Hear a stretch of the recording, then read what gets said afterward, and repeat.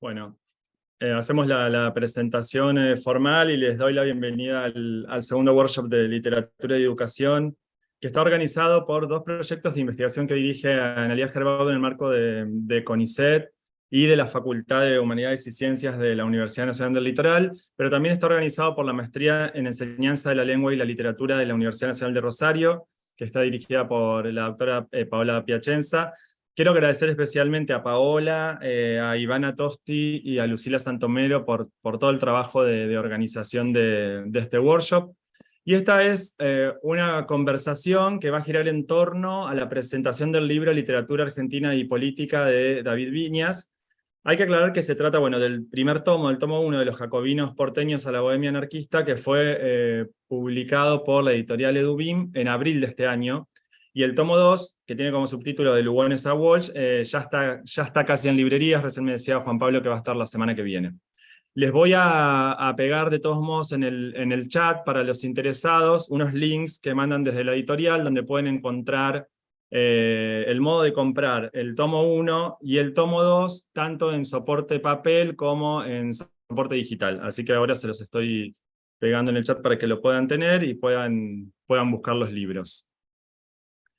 El libro de Viñas tuvo más de una edición, y la particularidad de la edición que presentamos hoy es que se trata de una edición crítico-genética que realizó, como saben, Juan Pablo Canala, que es uno de los invitados.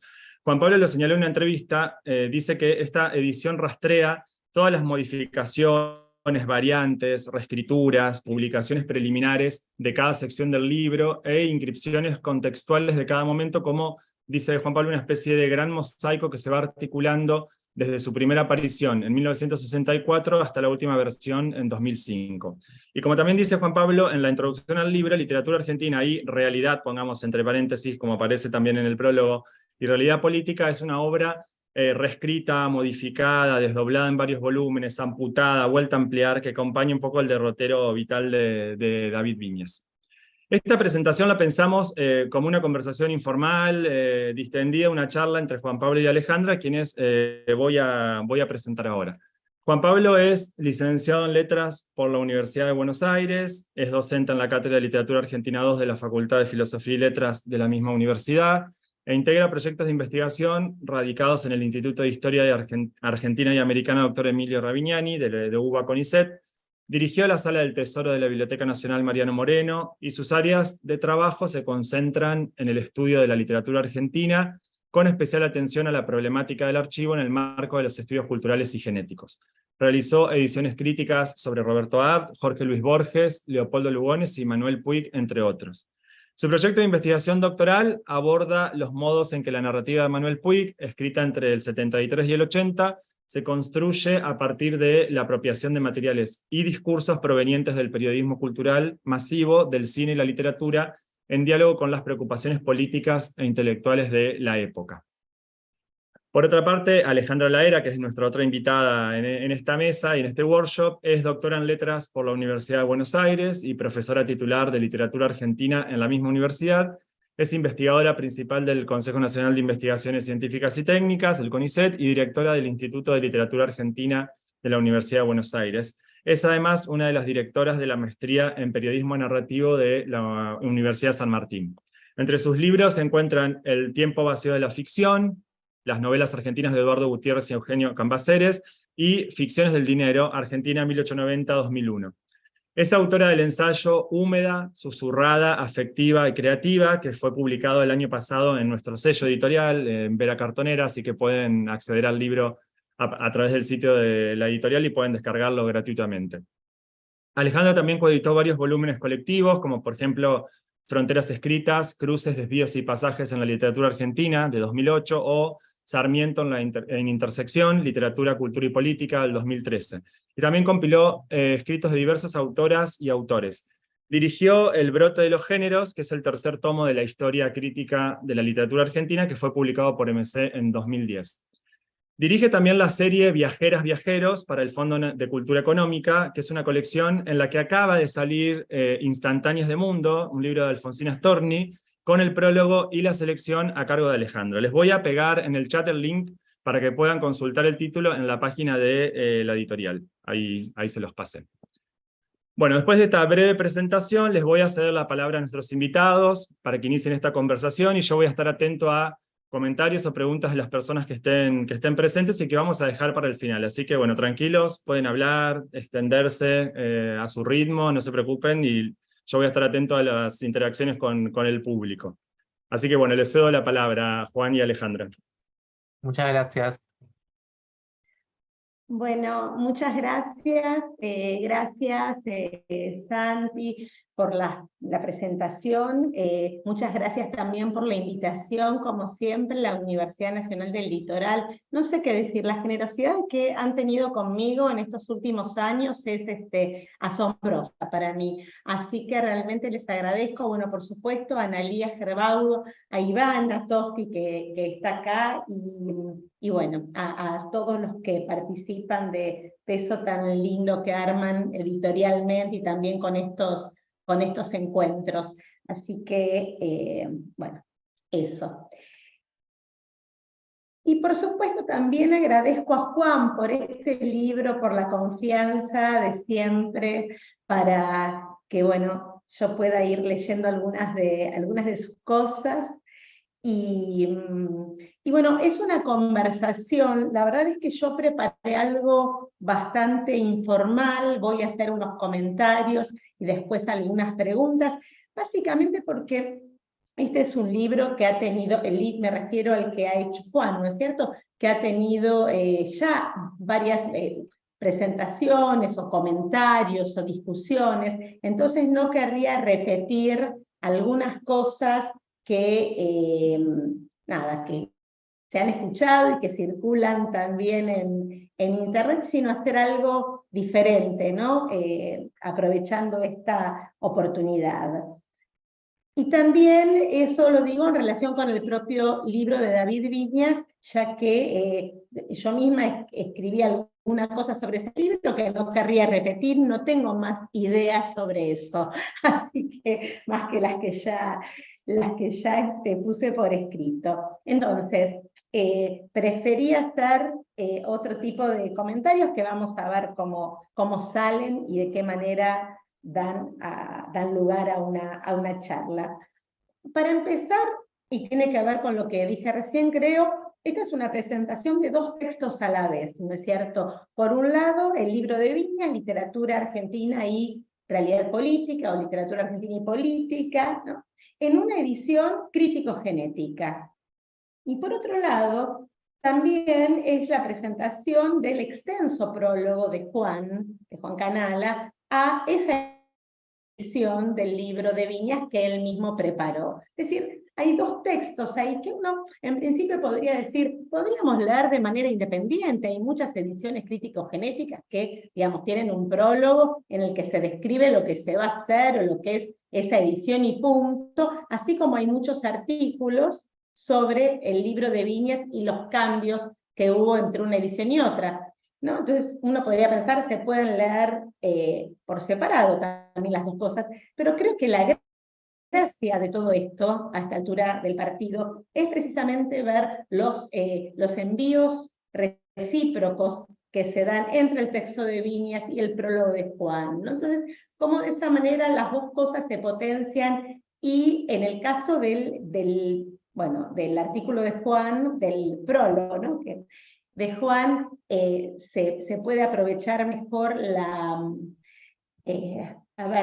dimensión que tiene ese prólogo, y en el caso de la edición crítico-genética me parece que se potencia a su vez con el prólogo. Entonces, por eso me parece que no se trata de elegir una u otra. Esto lo digo en función de algunas presentaciones que escuché o comentarios sobre este libro, ¿no? Donde siempre, bueno, ¿de qué vamos a hablar?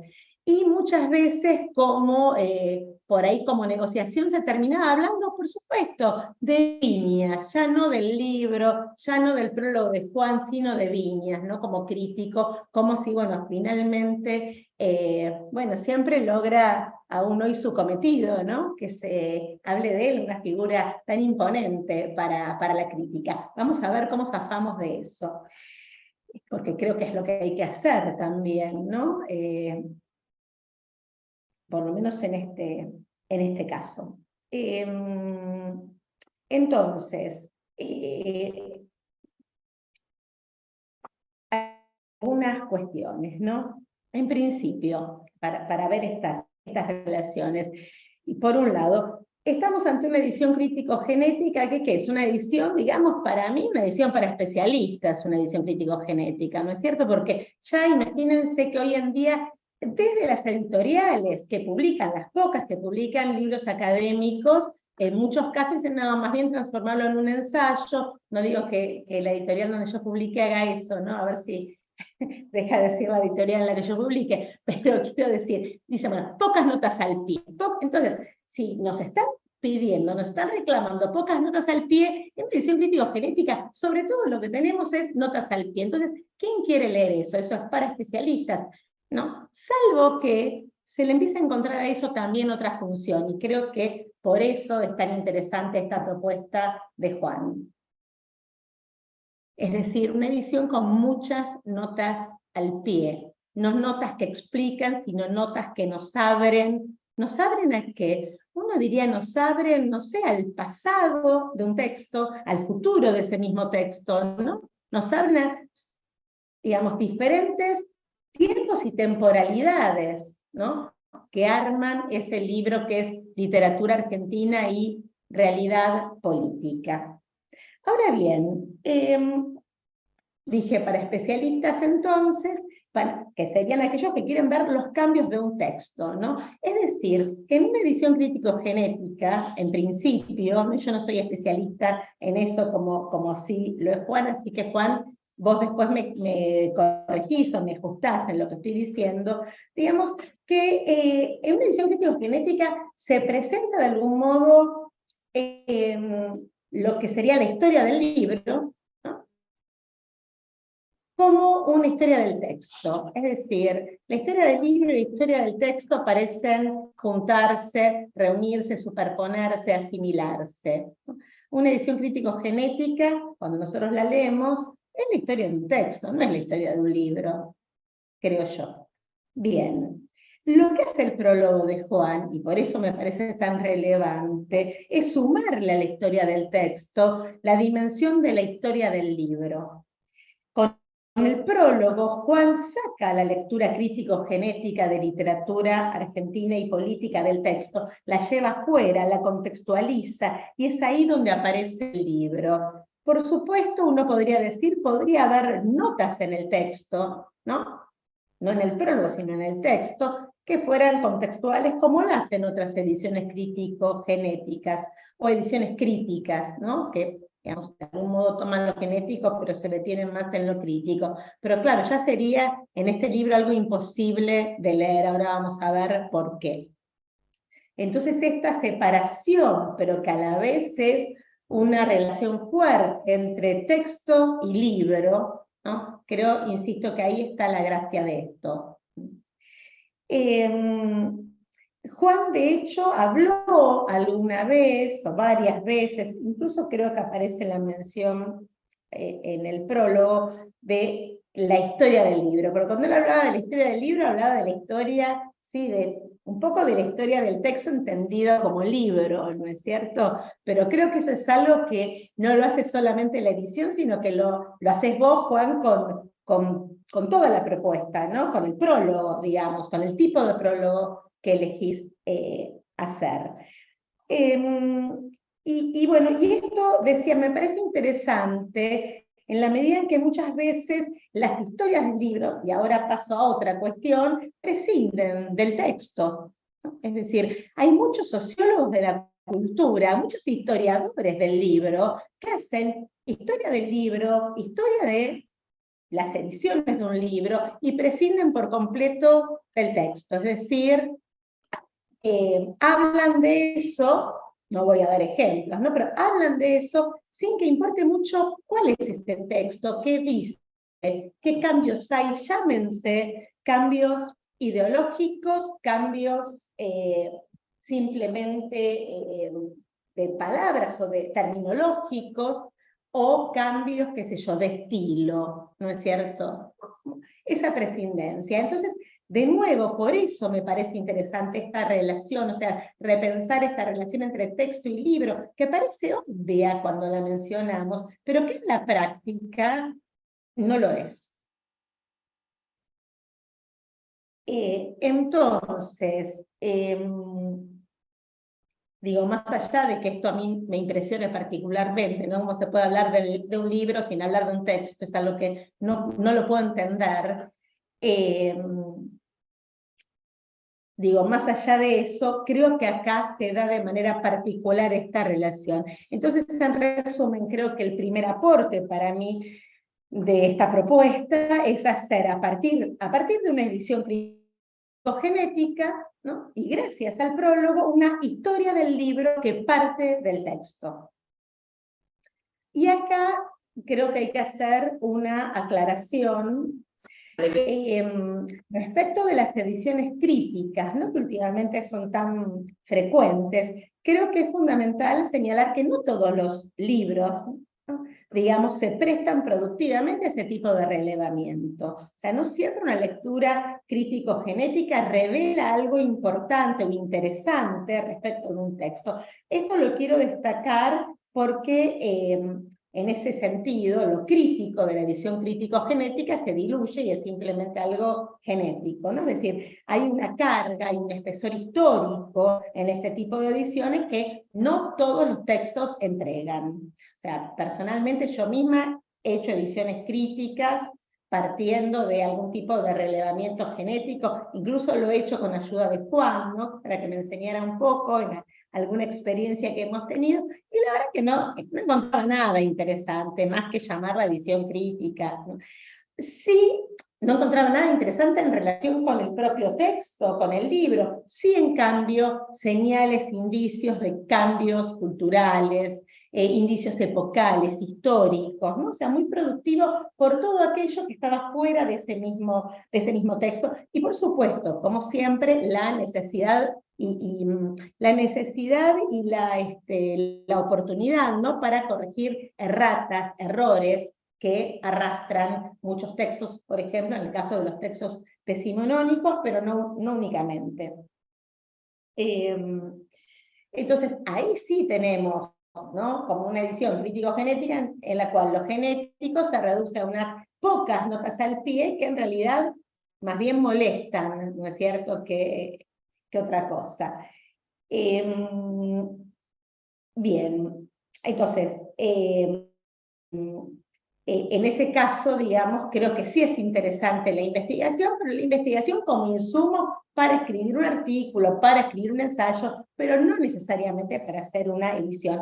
Otra cosa es ese trabajo para mí extraordinario que ha hecho Elida Lois con el Martín Fierro, ¿no es cierto?, donde en efecto, en ese cotejo, ¿no?, hizo la edición crítico-genética de archivos, en la que, bueno, a partir del cotejo se ve un uso y una funcionalidad de la lengua gaucha y de lo gauchesco, y esa distinción entre lo gaucho y lo gauchesco, ¿no?, que de otro modo no se podía ver. Me refiero al cotejo que hace entre las libretas de Hernández, ¿no?, y las diferentes ediciones de Martín Fierro. Ay, sí, pero no todos los casos, y ahora hablo de la literatura argentina, ¿no?, sobre todo de la literatura argentina, bueno, del siglo XIX, que es la que se ha prestado tanto a este tipo de ediciones, que insisto, lo digo tranquilamente porque yo misma las hice, ¿no? Entonces, bueno,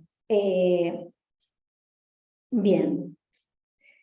Entonces acá la pregunta sería, voy bien con el tiempo, ¿no? Me mandan un WhatsApp, cualquier cosa, para decirme que me apure. Entonces acá la pregunta es si este libro de Viñas es un buen material para una edición como la que hizo Juan, ¿no? Y en tal caso, en caso de que sea un buen material, ¿en qué sentido es un buen material? Entonces acá voy a mencionar dos motivos por los cuales sí creo que es un buen material.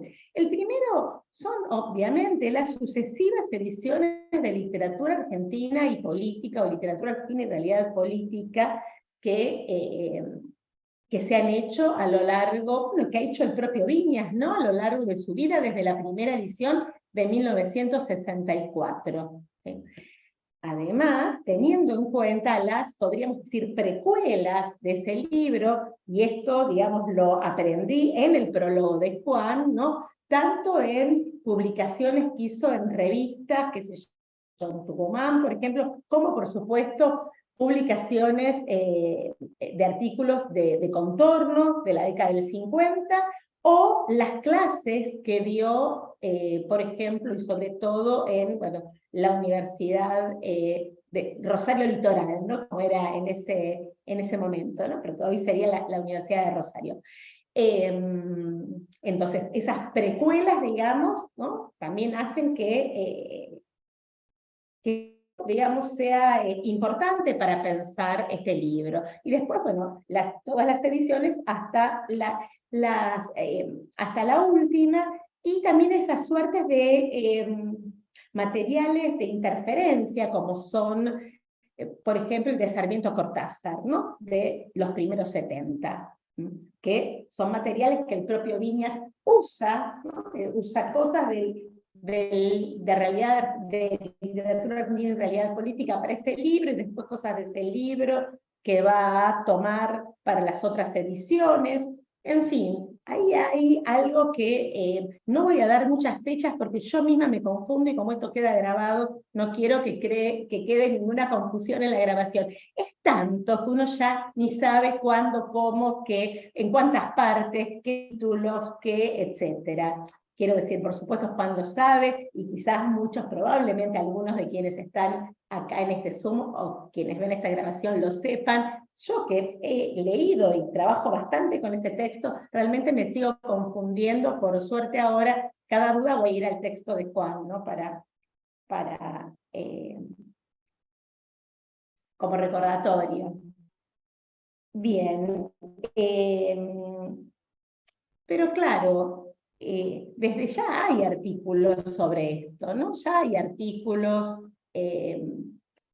que hablan de los porqué de los cambios que ha hecho Viñas, que han buscado explicaciones a eso. Insisto, yo misma he hecho algo, una cosita. ¿Y por qué digo cositas? Porque está en la envergadura ¿qué era lo que faltaba? Una sistematización de todo esto, una sistematización que no fuera ni solamente informativa, ni solamente explicativa, ¿no? Ni que tampoco fuera, como esos artículos, hipótesis, sino que pudiera juntar la información, la explicación de esa información que encontró Juan, ¿no? en su investigación, con un trabajo de hipotetización. Entonces, esa sistematización con todos esos elementos es lo que está como prueba, digamos, en el texto de Viñas anotado,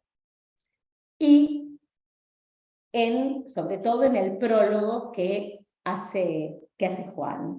Entonces me parece que eso es muy importante, ¿no? Porque creo yo que todo lo que se había escrito antes al respecto tiene que ser revisado. ¿Por qué? Porque eran hipótesis parciales, ¿no? Se basaban en un cambio, bueno, no sé, como, qué sé yo, como había yo misma, bueno, pero violación estaba al comienzo, estaba recién en tal edición.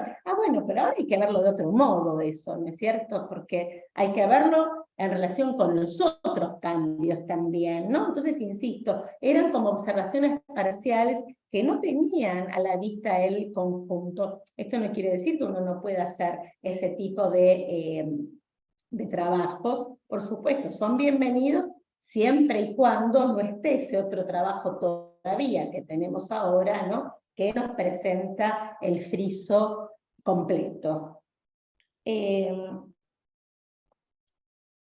Quiero dar un ejemplo chiquito, pero me parece interesante. Los epígrafes, ¿no es cierto? Bien. Por supuesto, siempre dijimos, bueno, como del epígrafe de Robert Scarpit, ¿no? De la edición del 64, cómo él después lo cambia, ¿no? Y ese epígrafe cae. Ahora bien, cuando nosotros asistimos al resultado de esta investigación genética y al trabajo que hizo Juan, ¿qué es lo que vemos? Vemos que eso ocurre, es cierto, pero que en el medio, ¿no? Como dice él, está ese cambio que va del epígrafe de Robert Scarpitti, de la sociología, digamos, ¿no? De los 60, al epígrafe que le va a poner, y acá entra ese texto de interferencia que nombré antes, a la edición del 71 de Sarmiento a Cortázar, ¿no? Que es el epígrafe de Mao.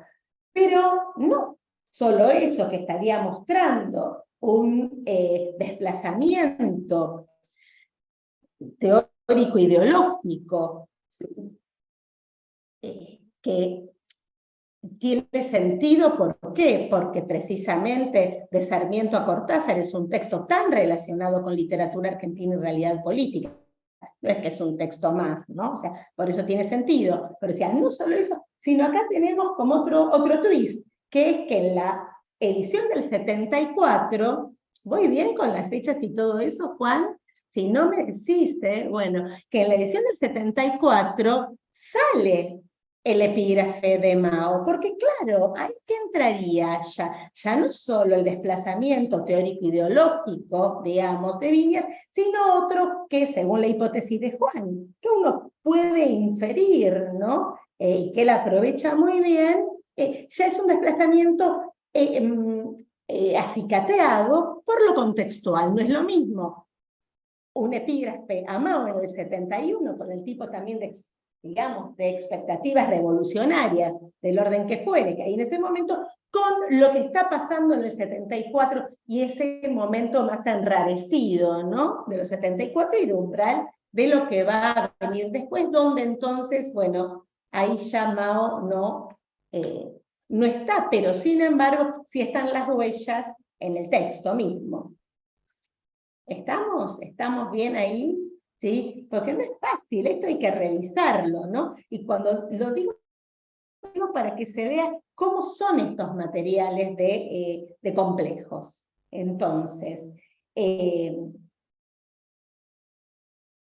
por supuesto, y en todo esto todos estarán pensando cómo no nombré a Sarmiento todavía, ¿no? Porque claro,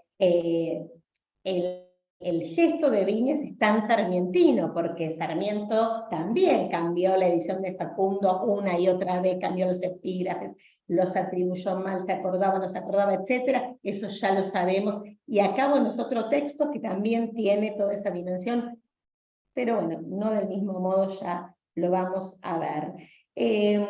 Entonces, doy estos detalles porque alguien que conoce y sabe de crítica genética se hace un fiestón con el libro de Viñas, ¿no? Y entiendo que más allá de las dificultades de escritura que uno siempre tiene, es lo que te habrá pasado a vos, Juan. Es una fiesta, uno encuentra todo, ¿no? Es como que no parás de encontrar, cosas en la piñata, ¿no? Pues, como una piñata que la reventás, literatura argentina y realidad política, y te sale de todo, ¿no? Y bueno, hay que ver qué agarrás y qué no. Y Juan agarra lo mejor y muy bien.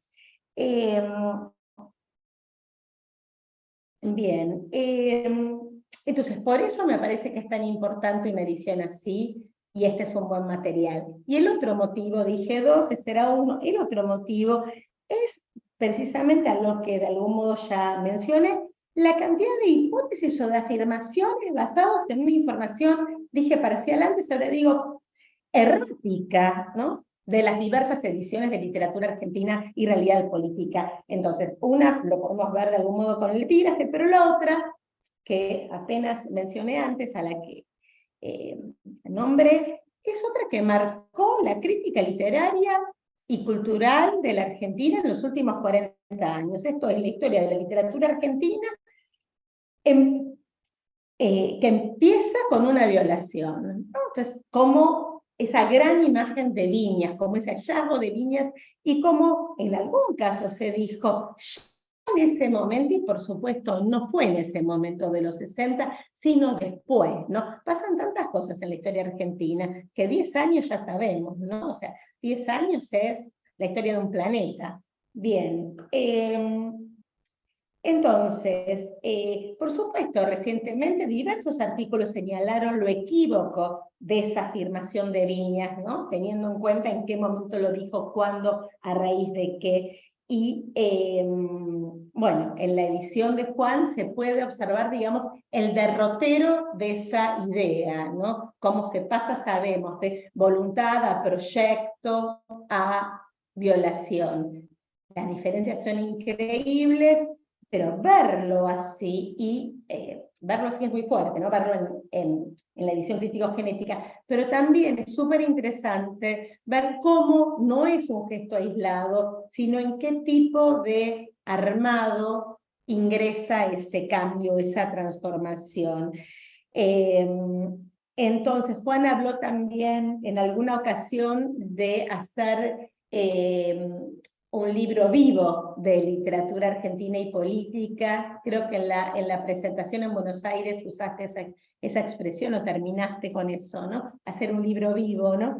Y que de algún modo entiendo que ese era el sentido que le encontrabas a esta edición, y yo creo que tiene que ver con que el prólogo es lo que le da vida a la edición crítico-genética.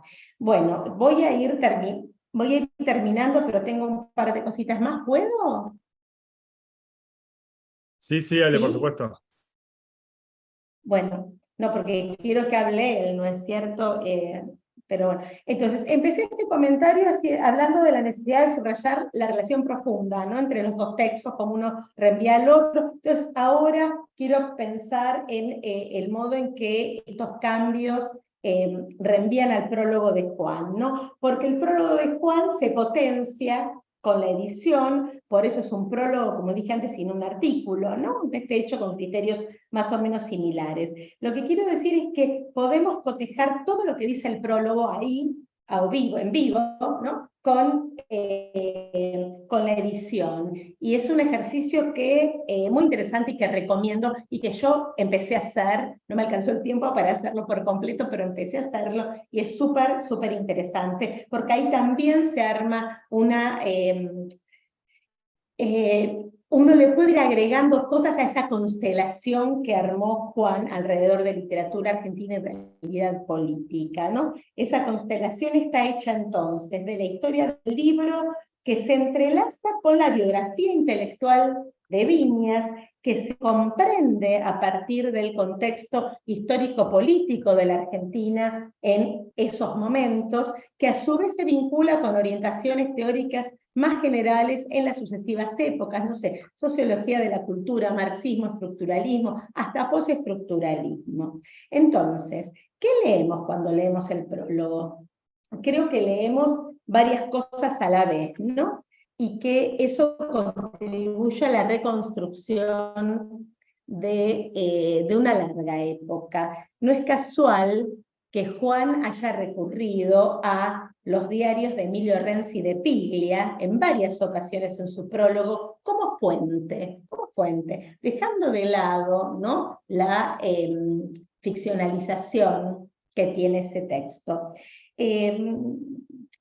Fue allí como fuente de observaciones o de comentarios de época, ¿no? ¿Y por qué digo que no es casual? Porque esos diarios, más allá del proceso de edición ficcionalizante, ¿no?, que hizo el propio Piglia, son un insumo para reconstruir de un modo menudo, a la vez desde adentro y desde afuera, ¿no?, la escena político-cultural de una época en la Argentina, así como creo para finales de los 70 y los 80 lo es Blackout de María Moreno, y así como lo es también ese diálogo memorable de Josefina Ludmer con Héctor Libertela en Aquí América Latina. Me gusta mucho leer todos esos textos juntos, ¿no? Y la edición crítico-genética de Juan permite también entrar en ese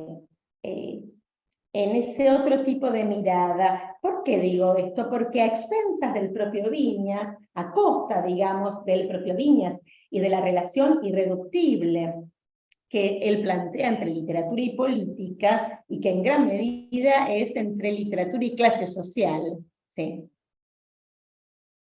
por lo menos hasta el peronismo. ese mismo peronismo que se dice le cuesta leer, ¿no? Decía, a pesar de esa relación entre literatura y política irreductible para Viñes, estas entradas que mencioné, y que ya no como insumo, sino como estudio de una época, que hace Juan en el prólogo, parten de la cultura y de la literatura para ir hacia la política, ¿no? Y para pensar la historia cultural de la Argentina con su dimensión política incluida. Podríamos decir que desde la historia, o desde la historia intelectual incluso, siempre se dio a esa época desde la política, o como la política se termina comiendo a la cultura. Y que desde allí entonces se miraba lo cultural, y que en todo caso, cuando sí se hacía una mirada cultural, terminaba siendo una mirada culturalista, ¿no? Donde se corría el riesgo de una suerte de despolitización. Entonces a mí me parece súper saludable, que sea palabra, ¿no? Pero bueno, súper saludable, pero sobre todo oportuno entrar de este modo a esas décadas que toma la historia del libro-texto, literatura argentina y realidad política, que barren el siglo XX desde mediados de los 60 y avanzan sobre el siglo XXI. Un siglo, con esto termino, que a Viñas lo dejó sumamente descolocado, desajustado, y me estoy privando de hacer esa jutada entre el último argentino o el primero de cada uno de los siglos, ¿no? Bueno, que viene muy bien para abrir o cerrar presentaciones. Decía, este discurso roto de sus últimos textos, de sus textos periodísticos, que no eran discursos rotos, creo, por prepotencia de experimentación vanguardista, como algunas de sus novelas, sino que mostraban la rotura, para mí, de la totalidad a la que Viñas había aspirado con literatura argentina y política, sobre todo cuando aparecía allí en el título, ¿no? La palabra realidad. O más bien me interpela ver ahí, ¿no? En ese discurso roto, lo que quedó de la aspiración a una totalidad. Después de todo esto, me parece que hay que volver a leer el libro de Viñas. Mi libro de Viñas es el de los 80. Durante años me resistí, aún lo hago, a sacarle la realidad. Lo hice acá, pero siempre digo literatura argentina y realidad política. Me resistí al propio Viñas, ¿no? Muchos decían, pero no, él le cambió el título, hay que nombrarlo literatura argentina y política. Bueno, no sé, también a veces a uno le gusta usar el nombre antiguo de ciertas calles en vez del actual, qué sé yo, esas cosas, ¿no?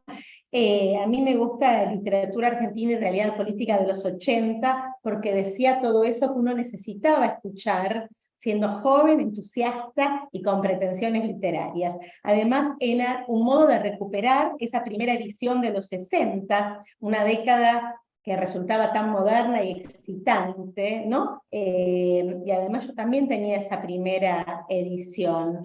No me gustaban las siguientes, me parecía que enrarecían el libro, le agregaban cosas, ¿no? Esos meandros, todo eso, que lo hacían más difícil, ¿no? Que me hacían perder. Ahora me doy cuenta de lo interesantes que son, ¿no? Pero bueno, eso ahora. Y creo que yo sigo leyendo y enseñando siempre el libro de los 80. La edición de Juan lo que hace en lo personal no es mostrarme a mí, ¿no? La historia de un texto y de un libro, sino mostrarme cómo un libro puede ser varios libros a la vez. Y en eso Viñas no fue sarmientino, porque el Facundo siempre fue el mismo, con cambios, con agregados, pero siempre el mismo. Este libro no es solo un libro. Es literatura argentina y realidad política, es un libro. Literatura argentina y política es otro libro. Para mí son dos diferentes, totalmente diferentes. Y también mostrar que en esos dos libros, casi a modo de libro y de contralibro, ¿no? Pueden leerse no solo dos momentos de una vida o de una cultura, sino también dos horizontes.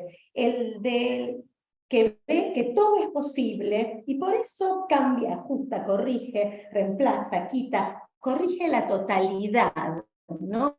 Ajusta la totalidad a la que aspira, y el otro, del que se va quedando sin futuro y solo quiebra exhibiendo su imposibilidad.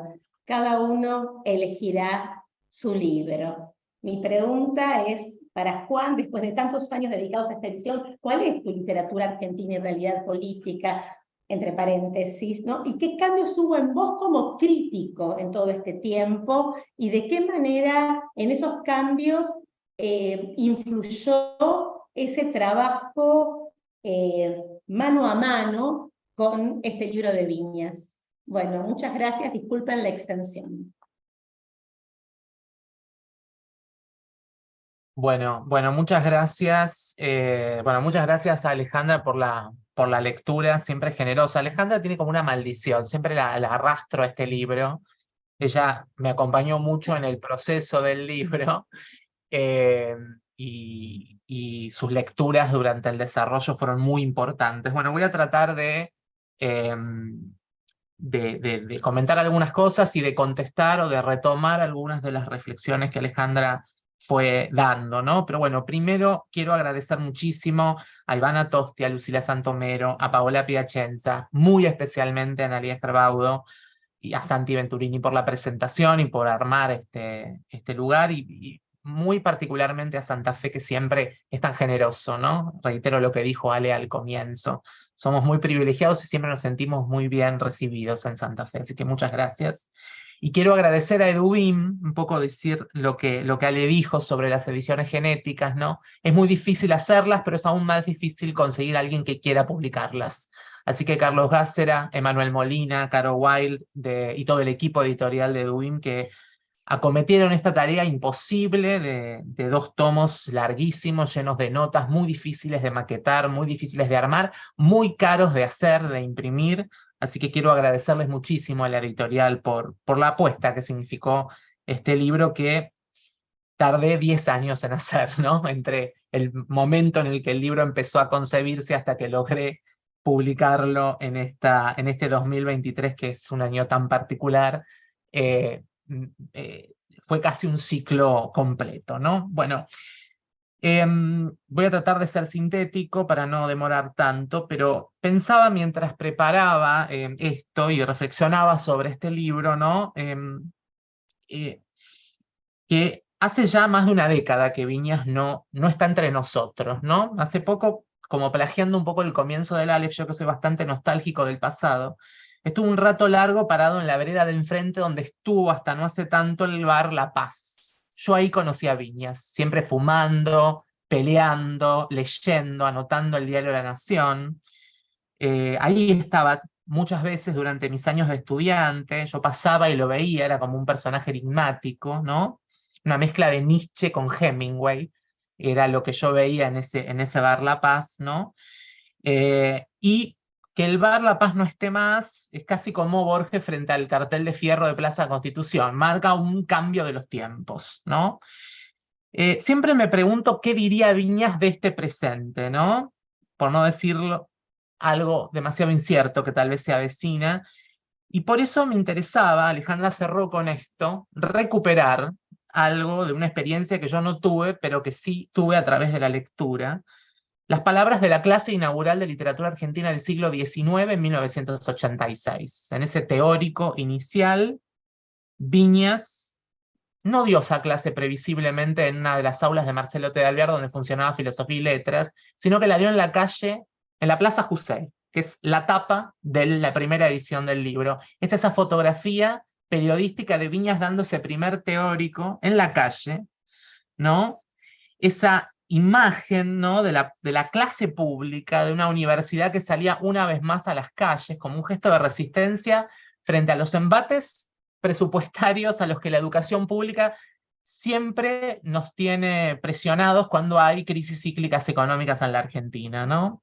Ese 31 de marzo del 86, Viñas dice algo que me parece importante pensarlo hoy en el 2023. Dice, se supone que vinimos a trabajar, dice Viñas. Punto 1, respetemos el trabajo. Al entrar por primera vez a la Facultad de Filosofía y Letras, escuché, vinimos aquí a enseñar cosas que eventualmente no sirven para nada. Esto lo oí hace muchos años. Nosotros vamos a intentar, en nuestro proyecto de trabajo, enseñar cosas que sirvan, ¿no? Dice Viñas. No se trata de una formulación utilitaria, pero teniendo en cuenta el contexto en el que estamos, notorio, obvio, no nos podemos dar el lujo, en la Facultad de Filosofía y Letras de 1986, de enseñar cosas que no sirvan para nada, ¿no? Me parece interesante esto porque, por efecto del paso del tiempo y por el devenir de nuestra propia realidad, que siempre termina por imponerse, a veces bajo formas rayanas en la distopía, podríamos decir, en un tiempo como el actual, plagado de discursos utilitaristas, de discursos que pretenden, o así parece ser, entronizar la rentabilidad, el dinero como únicos faros posibles para el progreso de una sociedad, y por oposición todo lo que no da plata parece que no sirve y que hay que arrancarlo, quitarlo, tacharlo, clausurarlo, ¿no? Me hizo pensar de nuevo en por qué Viñes decía eso en el 86, se podía actualizar hoy en el 2023, ¿no? Alejandra ya lo marcó cuando hizo una descripción muy generosa de la edición que yo preparé. El libro se fue reeditando a lo largo del tiempo, 64, 71, 74, 75, 82, 95, 96, 2005 y 2023, ¿no? Y uno podría decir que sumar el 2023 implica sintonizar siempre, lo del 2023 es una casualidad, que este libro, esta edición aparezca hoy, que traiga a Viñas de nuevo, es una casualidad absoluta, no estaba planeado así, sobre todo porque Viñas no está, ¿no? Sino más bien lo que está es el texto que yo hice, ¿no? Sintoniza nuevamente o trae nuevamente esos debates de Viñas, y el desafío nuestro es pensar esos debates en relación con el presente, ¿no? Entonces me parecía importante volver este libro a algo, Alejandra lo dijo al final, yo lo dije en la presentación en Buenos Aires, volver al libro vivo, no solamente para que ese libro siga funcionando en nuestra cabeza, sino también para pensar qué nos dice o qué nos viene a decir este libro hoy, ¿no? Es una pregunta que no tiene respuesta, más bien lo planteo como un problema a reflexionar de aquí hacia adelante, ¿no? Pero sí puedo pensar que ahí en este libro hay una apuesta por volver a pensar la relación de la literatura y de la cultura primero, y luego en su articulación con la historia y la política, ¿no? Me parece que eso es algo que el libro explora bien. Uno puede discutir, acordar o tomar distancia de lo que Viñas dice de esa relación, pero en todo caso me parece productivo seguir pensando esa relación, ¿no? Volver a Viñas hoy me parece que es reflexionar intensamente sobre esas cosas, ¿no?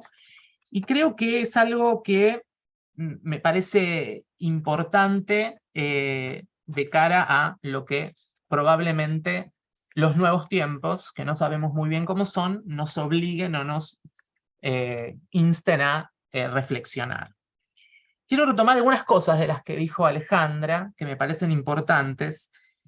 Por ejemplo, la idea de pensar la relación entre texto y libro, eso me parece súper interesante porque efectivamente, en un momento en donde lo que estamos pensando es en la historia de la edición, en la historia de las editoriales, en que están todos reconstruyendo catálogos, pensando materialidades de las ediciones, ¿no? Ver las particularidades, nadie repara en que adentro de esos objetos materiales hay textos, y de cómo esos textos dialogan con los soportes en los que están inscriptos, pero también con la trama cultural que los produce, ¿no? Me parece que eso es fundamental, ¿no? Pensar a la historia del libro nunca disociada de la historia de los textos que esos libros editan o que esos libros materialmente producen. O sea que esa sería como una primera cuestión que me lleva a reflexionar sobre la idea de que un texto vive en más de un soporte, ¿no?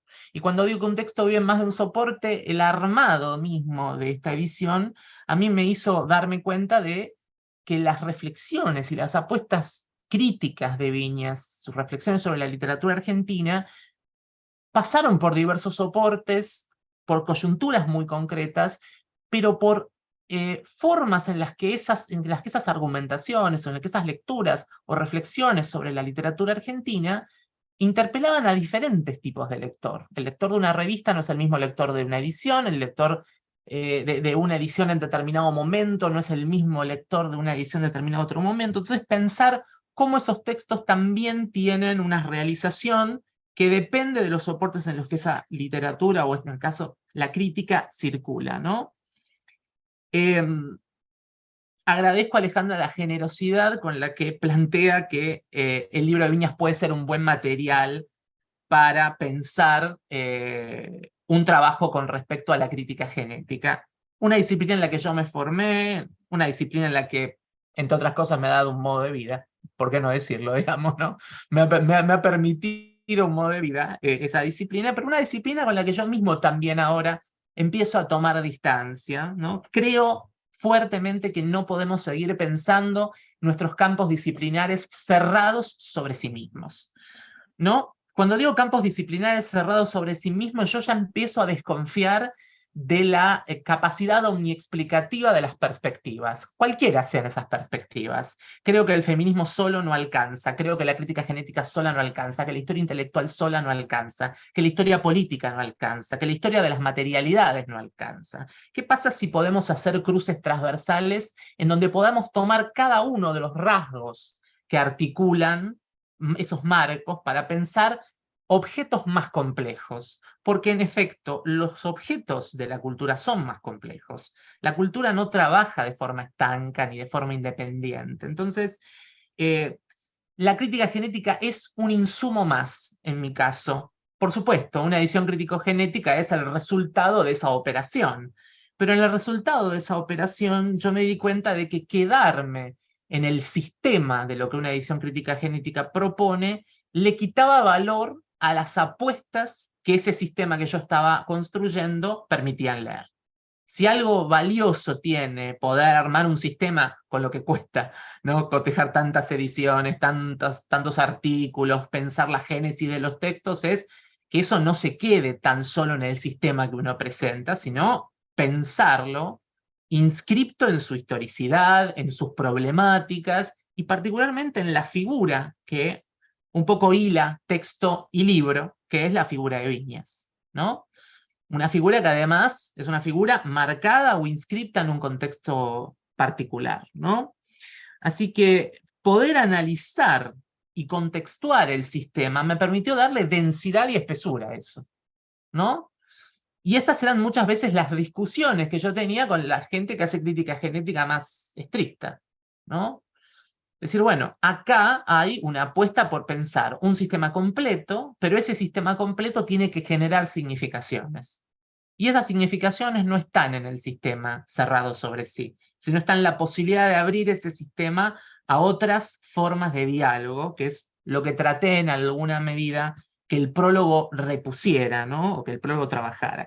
Sobre la fiesta que implica para mí, o que implicó para mí ver esa enorme cantidad de variantes, de notas que iban poblando esas notas al pie, que Viñas nunca usó.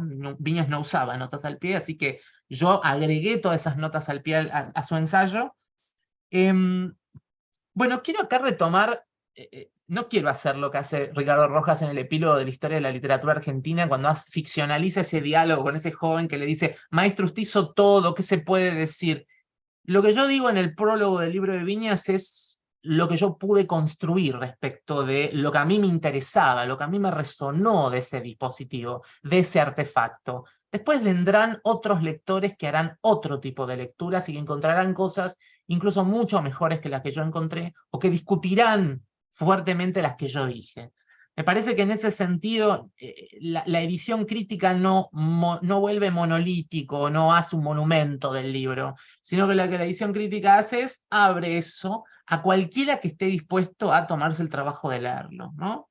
Entonces, en ese sentido, me parece que ahí la dimensión del libro es una dimensión fuertemente viva, en esa dimensión, me parece, ¿no? Respecto de lo que Alejandra comentaba y preguntaba, estoy tratando de rápidamente ir retomando algunas de las cosas que vos dijiste que me parecieron las más, o las que puedo contestar. Hay otras capaz no te puedo contestar, así que me hago el sota y no las digo, no las menciono. Las fuentes de la investigación y sobre todo el uso de los diarios de Piglia. Bueno, esto puede ser metodológicamente complejo y de hecho ha producido entre algunos de los lectores de este libro objeciones, ¿no? Bueno, pero esos no son los diarios de Piglia, son los diarios de Renzi, es una ficcionalización, no voy a entrar en eso, pero lo que sí me interesaba, y algo de eso Alejandra dijo, es que los diarios de Piglia, tomados como fuentes, como fuente de las cosas que Piglia menciona allí, ¿no? Permite pensar un personaje complejo. Arman un David Viñas que es como un dado, ¿no? Un dado en el sentido de que puede leerse el personaje desde diferentes formas o de diferentes maneras, ¿no? Es el Viñas autocentrado, es el Viñas generoso, es el Viñas egoísta, es el Viñas peleador, es el Viñas entristecido, es el Viñas surgido, ¿no? Todas esas caras son las que de algún modo funcionan hacia el interior del estudio preliminar, que lo que trata es de mostrar o de construir un personaje que es ese personaje entrelazado con el libro y con la época. En ese sentido me parece que no ofrecer una sola imagen de Viñas, porque es un personaje complejo como todos lo somos o lo seremos en algún momento, ofrecer un Viñas diverso contribuye a pensar mejor la relación del personaje con su obra y con su contexto, ¿no? Que nunca se parece a sí misma, nunca es igual todo el tiempo, ¿no? Y que va planteando decisiones que el propio Viñas va tomando a lo largo de esas largas décadas en las que va reconstruyendo o en las que va reedificando ese libro, ¿no? Alejandra, vos me preguntabas sobre cuál es mi libro, mi literatura argentina y realidad política. Particularmente a mí el libro que más me generaba interés era la edición del 71, precisamente la de Sarmiento Cortázar. Me parece que ese es el libro más complejo y más interesante de Viñas. A la vez es el libro que él más expurgó, ¿no? Me parecía interesante por varias razones. Primero, porque es un libro muy presente en la coyuntura política. Diría yo, es el libro que más dialoga con la coyuntura política, es el libro en donde la literatura está más imbricada con lo político, no tanto así con el del 64 o los que vinieron después, digamos, ¿no? Que son como... E incluso uno podría decir el gesto que hacen Beatriz Serlo y Carlos Altamirano cuando editan en 1982, restauran, como diríamos, de fábrica, ¿no? Restauran al del 64, no recuperan los textos de los 70.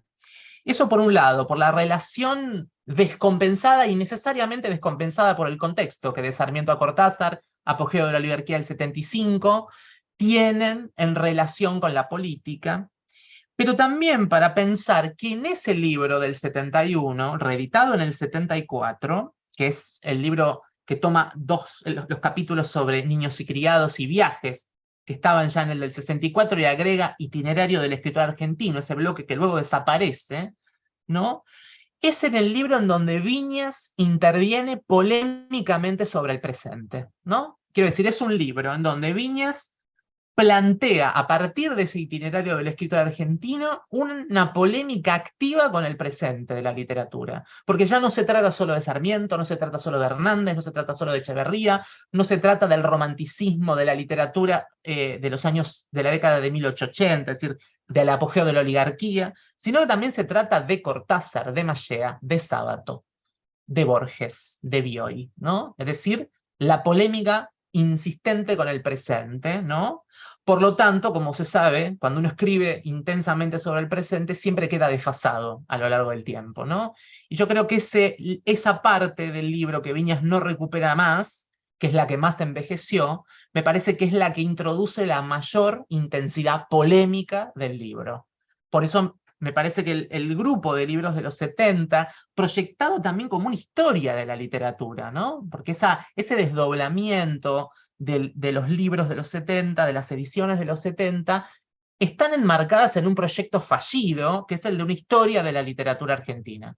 No porque las otras ediciones no lo planteen en términos virtuales, como le gusta decir a María Teresa Gramuglio, sino porque lo que me parece interesante ahí es que hay como un trabajo que conecta pasado o conecta una evaluación de la literatura que les más afecta al sistema interpretativo de Viñas, la del siglo XIX, con polémicas que le son más contemporáneas, donde ahí no hace solo polémicas de crítico, sino donde también hace polémicas de escritor.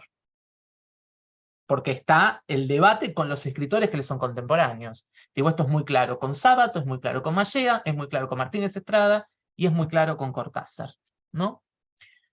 Creo que más o menos contesté, Ale, no sé si querés ahora retomar vos, o no sé cómo seguimos. Algunas de las cosas que vos me señalaste muy generosamente, ¿no? Solo una cosita quería decirte, por los itinerarios, mira, por la palabra realidad del título y por esos itinerarios del escritor argentino, porque algo que se le agrega a todo esto de lo que hablamos, creo que es la historia de las lecturas, digamos, en este sentido. La palabra realidad, una palabra hace un par de décadas y media, que era casi innombrable, ¿no? Una palabra estaba como en descrédito. Esa palabra se volvió a usar muchísimo. Si hoy el texto se llamara literatura argentina, el libro se llamara literatura argentina y realidad política otra vez, es decir, podría llamarse así otra vez, creo yo. Creo que esto te lo comenté en algún momento. Eso por un lado. Y por otro lado, historia de itinerarios del escritor argentino, que era lo que en su momento, me refiero a los 80, cuando yo leí ese libro, ¿no? Que circulaban en fotocopias, que alguien lo tenía, era muy difícil de encontrar. Uno decía, ¿qué es esto? Es cualquier cosa. Hoy, hace poco volví a ese texto y me pareció que estaba bárbaro, o sea, hoy lo leí legible, lo vi legible de nuevo, ¿no? Entonces, dije historia de la lectura y quiero decir más bien historia de las legibilidades, ¿no es cierto? Cómo, ¿no? Hay zonas, hay partes que en ciertos momentos son menos legibles que en otros, y creo que con ese texto que quedó ahí perdido pasa un poco eso. ¿Qué te parece a vos? Bueno, me parece dos cosas. Fue una decisión incluirlo como apéndice que va a estar en el tomo 2, porque es casi como imposible que eso no esté integrado a literatura argentina y política, aunque él lo haya excluido después. O sea que me parece que hay una voluntad necesaria de reincorporar o de introducir esa parte tachada a la lectura integral del libro. Por otro lado, creo que es muy probable que hoy sea más legible. No diría que todo, tiene como intensidades de legibilidad. Creo que hay cosas que la propia dinámica del campo literario debilitó la argumentación, ¿no? Qué sé yo, por ejemplo, el rol que hoy tiene Borges anula o por lo menos matiza las lecturas que Viñas hace de Borges. De todas maneras, en ese capítulo sobre Borges hay lecturas muy lúcidas sobre Borges, ¿no? Uno podría decir, bueno, ¿qué pasa con Sábato? ¿Qué pasa? Mallea ya no lo lee nadie, ni siquiera los que hacemos historia de la literatura, prácticamente. O sea que tampoco dar un debate actual sobre Mallea no tiene demasiado sentido, por suerte, ¿no? Es como es como en la conversación de Borges y Bioy, en el Borges, dice, tengo la sensación, dice Borges, de que Mallea es como que todos lo veneran porque está en el suplemento cultural del Diario de la Nación. El día que Mallea muera, caerá como un plomo, dice Borges. Bueno, efectivamente, cayó como un plomo. Creo que ahí, en esas polémicas más coyunturales, bueno, Viñas, ese texto o parte de esos textos, no los podríamos leer con la misma efectividad que otras zonas de ese mismo itinerario. Sin embargo, hay zonas, como por ejemplo la relación de Cortázar con el mercado, o la relación de Sábato con su imagen pública, que siguen siendo importantes para pensarlas, aunque las caracterizaciones que Viñas hace de Sábato y de Cortázar en esa sección hoy no se sostengan de la misma manera, ¿no? Quiero decir... Pero por supuesto, porque habría que decir que Viñas es, para mí por lo menos, más, a la vuelta de los tiempos, ¿no? Más débil argumentativamente, por aforístico, ¿no? Pero que es un gran clasificador. O sea, es un gran clasificador de momentos de la literatura y momentos culturales y textos y escritores. Entonces, esas clasificaciones que él hace, bueno, vos hablas bastante de la de los, bueno, ya famosa, ¿no? De los gentleman escritores, ¿no? En tu prólogo, pero digo, hay otras, hay muchísimas, son sumamente clarificadoras, productivas, útiles. Después, cuando uno ve la argumentación de eso, ya ahí, ¿no? La cosa, para mí por momentos se pone más chirle, pese a la contundencia discursiva, pero como clasificador me parece que es extraordinario, tal vez el mejor, tal vez el mejor. Creo que ahí pasan dos cosas y que tiene que ver con la propia lógica de reedición del ensayo, ¿no? Digo, lo que más envejece es su estructura monolítica del ciclo, que es una forma de leer la literatura en relación con la política muy marcada por un marxismo bastante rígido, hay que decirlo, a pesar de que él después trata de ayornarse con el marxismo inglés.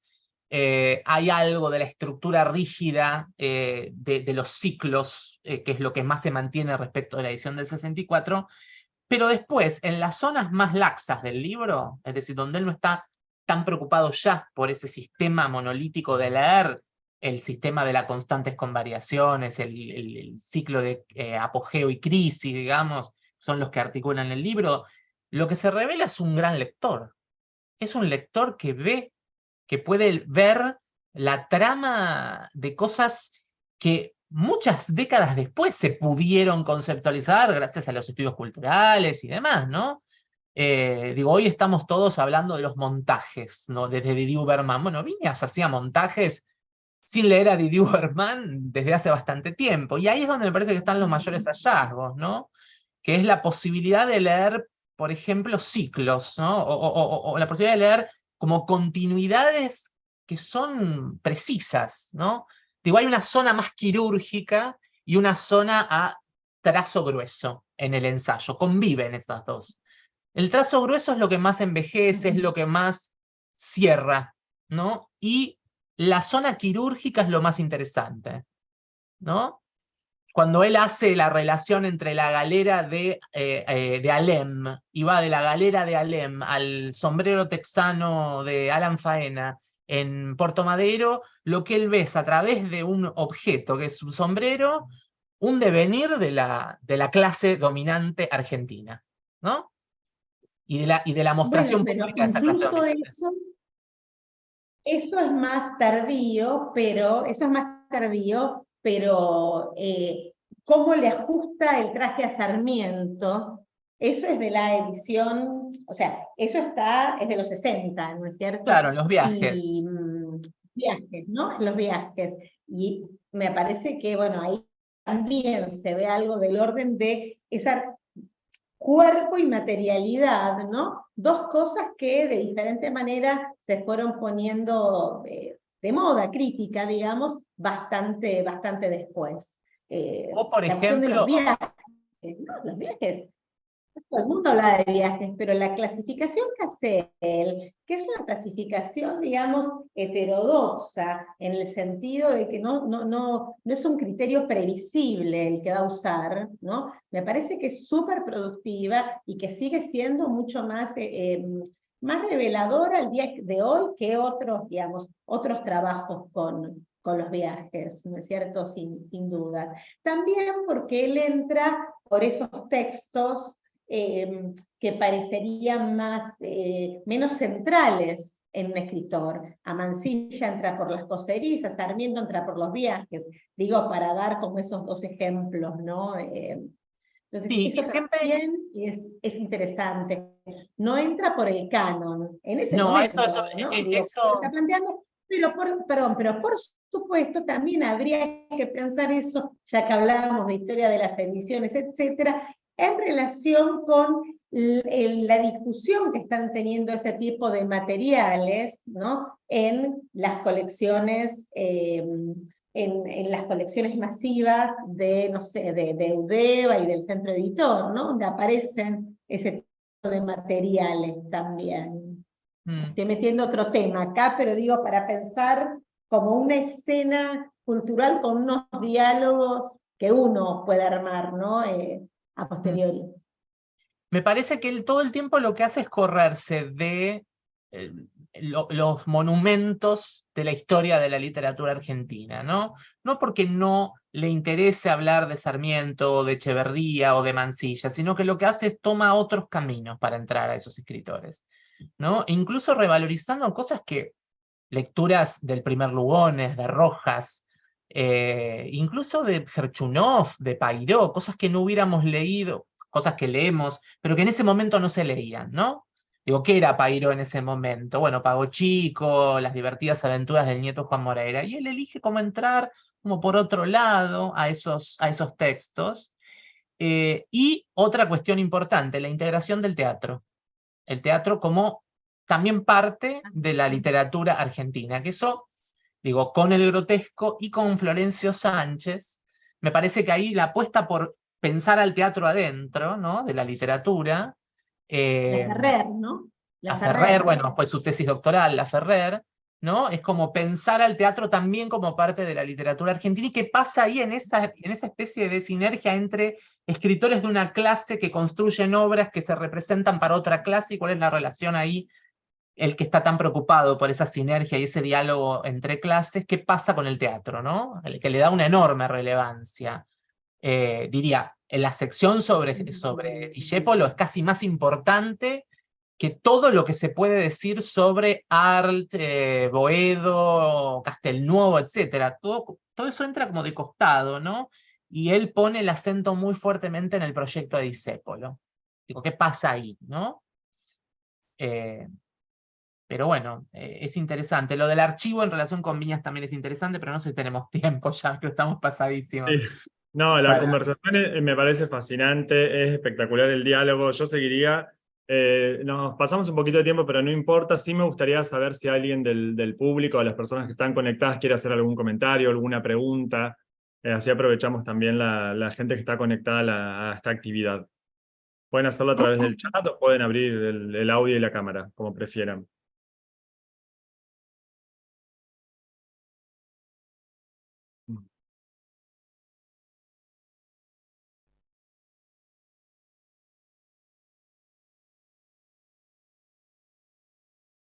No, hay hay estudiantes también de la carrera de letras que agradecen las exposiciones y bueno, los saludan.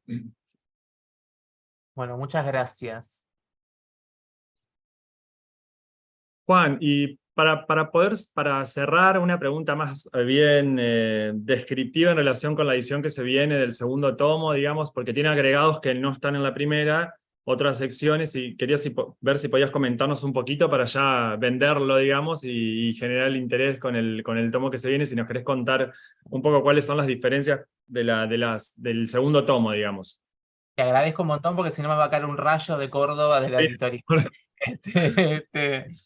Bueno, este segundo tomo respeta obviamente la división del segundo tomo de Viñas en su edición a partir de los años 90, es decir, toma el periodo que va de Lugones a Walsh, y tiene una sección de apéndices en las que están algunos textos que dialogan con las reescrituras, algunos textos publicados en la prensa, breves, el itinerario del escritor argentino, quitado luego de la edición del 71-74 de Sarmiento Cortázar, una serie de programas de las cátedras, de las clases, de los cursos de literatura argentina, tanto el que dio en el Litoral como los que luego da en la Universidad de Buenos Aires entre los 80 y los 90, que dialogan muy bien con las reescrituras, y se suma además una serie de índices, que para mí fue lo más dificultoso de hacer, pero me parece que es lo que puede tener algún tipo de utilidad, un índice onomástico, un índice de términos y de conceptos, ¿no? Y acá recuperó la pregnancia de algunos términos o de algunos conceptos reiterados en Viñas,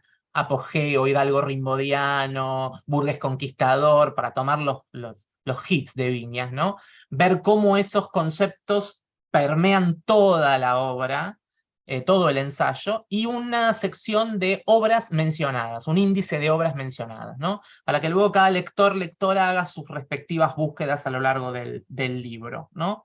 Así que ese es un poco como el material que ponemos a disposición en este segundo tomo. Buenísimo, sí, les recomiendo también, hay un par de entrevistas que te hicieron en la página, en el sitio de Dubim, y ahí está descrito también la segunda edición, así que a los interesados se los recomiendo. Bueno, yo Quisiera les decir agradezco. Sí, una perdón. cosa más, puede ser rapidito, Sí, por rapidito. supuesto, no estamos apurados también. Quisiera, dadas las situaciones actual, ¿no?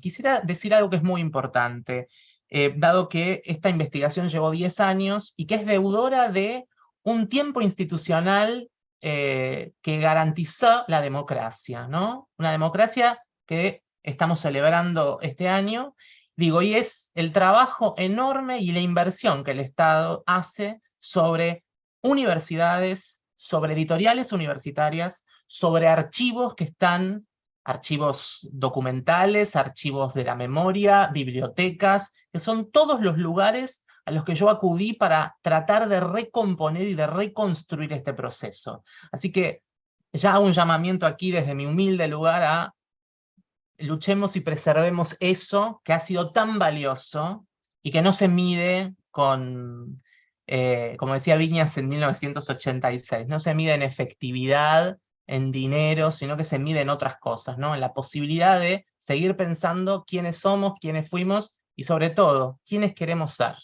Así que muchísimas gracias.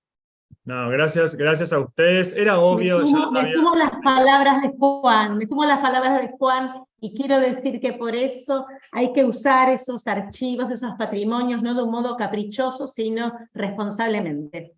Sí, Esa es la mejor defensa. perfecto. Bueno, les agradezco mucho a los dos. Fue una charla, pero para mí apasionante. Yo sabía que no la íbamos a cerrar en una hora, sabía que nos íbamos a extender, pero me parece, podríamos seguir porque fue un intercambio para mí buenísimo. Yo creo que hay muchos estudiantes, estoy muy contento que los estudiantes de la carrera hayan podido escucharlos a los dos. Además es un libro que Analía trabaja mucho en teoría, no siempre lo llegamos a trabajar, bueno, ahora por circunstancias personales de Ana, pero es un libro que lo trabajamos y esta edición sin dudas es un gran aporte para nuestros estudiantes, así que nada, les agradezco muchísimo que hayan estado con nosotros, que hayan participado del workshop y el nivel del diálogo, creo que todos estábamos asombrados porque fue una conversación hermosa. Así que nada, creo que podemos cerrar. Bueno, Paula tiene algún comentario para decir, no sé Paula, si levantaste la mano adrede o no. No sé, simplemente para agradecer la conversación, realmente para mí ha sido muy, muy interesante lo que han planteado los dos, sobre todo por esta cuestión que planteaba Juan respecto de cómo los textos van dialogando con la materialidad en la cual se inscribe y cómo cada una de esas reediciones permite realizar nuevas lecturas. La verdad que fue una idea que me resulta muy productiva en este momento. Así que Bueno, muchas gracias. Bueno, gracias. Esto va a quedar grabado, afortunadamente, así que podemos volver a escucharlo y otras personas podrán escucharlo. Así que bueno, les agradezco en nombre de las organizadoras del workshop, en mi nombre y de todos los estudiantes tanto de UNR que está presente a través de la maestría y también de la carrera de letras de nuestra facultad. Así que nada, les mando un abrazo y damos por finalizada la actividad. Muchas gracias por acompañarnos. Muchas gracias a ustedes, muchísimas gracias. Gracias Ale, gracias a todos y todas. Qué lindo.